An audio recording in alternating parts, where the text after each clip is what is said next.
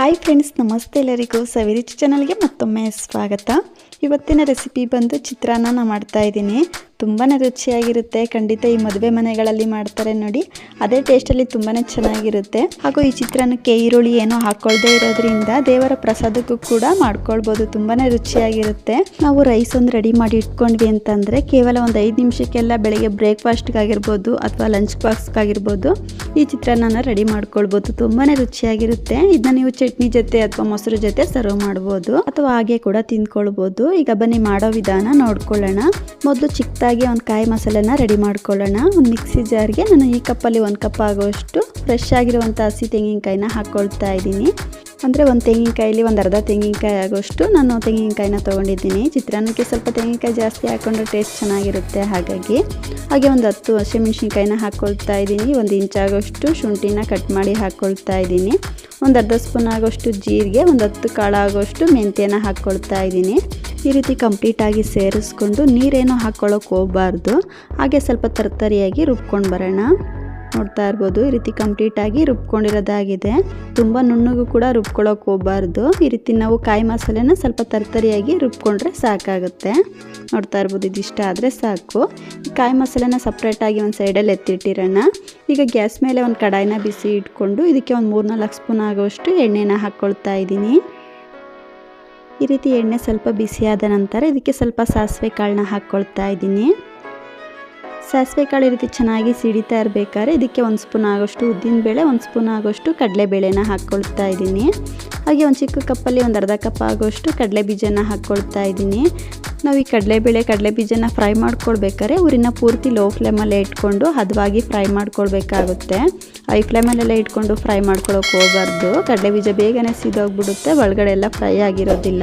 ಈ ರೀತಿ ಕಡಲೆ ಬೀಜ ಕಲರ್ ಸ್ವಲ್ಪ ಚೇಂಜ್ ಆದಮೇಲೆ ಇದಕ್ಕೆ ಒಂದು 3 ಒಣಮೆಣಸಿನ್ಕಾಯಿನ ಕಟ್ ಮಾಡಿ ಹಾಕ್ಕೊಳ್ತಾ ಇದ್ದೀನಿ. ನೀವು ಇದ್ರ ಬದಲು ಹಸಿಮೆಣಸಿನ್ಕಾಯಿನೂ ಸಹ ಸೇರಿಸ್ಕೊಳ್ಬೋದು. ಹಾಗೆ ಸ್ವಲ್ಪ ಹಸಿ ಕರಿಬೇವಿನ ಸೊಪ್ಪನ್ನ ಸೇರಿಸ್ಕೊಳ್ತಾ ಇದ್ದೀನಿ. ಸೇರಿಸ್ಕೊಂಡು ಮಿಕ್ಸ್ ಮಾಡ್ಕೊಳ್ತಾ ಮೆಣಸಿನ್ಕಾಯಿ ಕರಿಬೇವಿನ ಸೊಪ್ಪನ್ನ ಎಣ್ಣೆಲಿ ರೀತಿ ಸ್ವಲ್ಪ ಫ್ರೈ ಮಾಡ್ಕೊಳ್ಳೋಣ. ನೋಡ್ತಾ ಇರ್ಬೋದು, ಈ ರೀತಿ ಸ್ವಲ್ಪ ಫ್ರೈ ಮಾಡ್ಕೊಂಡಿದ್ದಾದಮೇಲೆ ಇದಕ್ಕೆ ನಾವು ಆವಾಗಲೇ ರೆಡಿ ಮಾಡಿ ಇಟ್ಕೊಂಡಿರೋಂಥ ಕಾಯಿ ಮಸಾಲೆನ ಸೇರಿಸ್ಕೊಳ್ತಾ ಇದ್ದೀನಿ.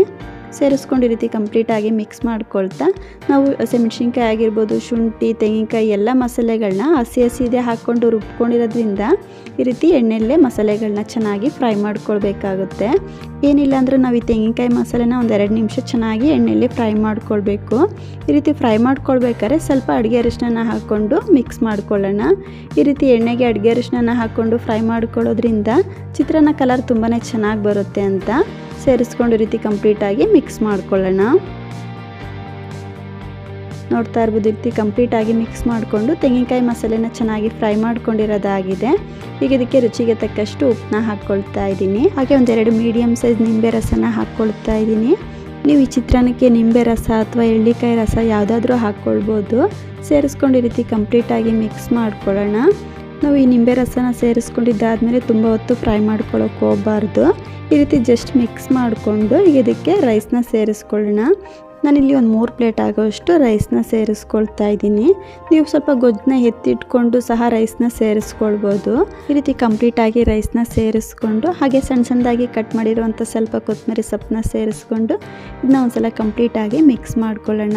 ನಾವು ಈ ಚಿತ್ರಾನ್ನ ರೈಸ್ ಒಂದು ರೆಡಿ ಮಾಡಿ ಇಟ್ಕೊಂಡ್ವಿ ಅಂತಂದರೆ ಕೇವಲ ಒಂದು 5 ನಿಮಿಷಕ್ಕೆಲ್ಲ ರೆಡಿ ಮಾಡ್ಕೊಳ್ಬೋದು. ತುಂಬಾ ರುಚಿಯಾಗಿರುತ್ತೆ. ಈ ಚಿತ್ರಾನ್ನಕ್ಕೆ ನಾವು ಈರುಳ್ಳಿ ಏನೋ ಹಾಕ್ತಾ ಇರೋದ್ರಿಂದ ದೇವರ ಪ್ರಸಾದಕ್ಕೂ ಕೂಡ ರೆಡಿ ಮಾಡ್ಕೊಳ್ಬೋದು. ಅಥವಾ ಬೆಳಿಗ್ಗೆ ಬ್ರೇಕ್ಫಾಸ್ಟ್ಗಾಗಿರ್ಬೋದು, ಲಂಚ್ ಬಾಕ್ಸ್ಗಾಗಿರ್ಬೋದು ತುಂಬಾ ಚೆನ್ನಾಗಿರುತ್ತೆ. ಇದನ್ನು ನೀವು ಚಟ್ನಿ ಜೊತೆ, ಮೊಸರು ಜೊತೆ ಸರ್ವ್ ಮಾಡ್ಬೋದು ಅಥವಾ ಹಾಗೆ ಕೂಡ ತಿಂದ್ಕೊಳ್ಬೋದು.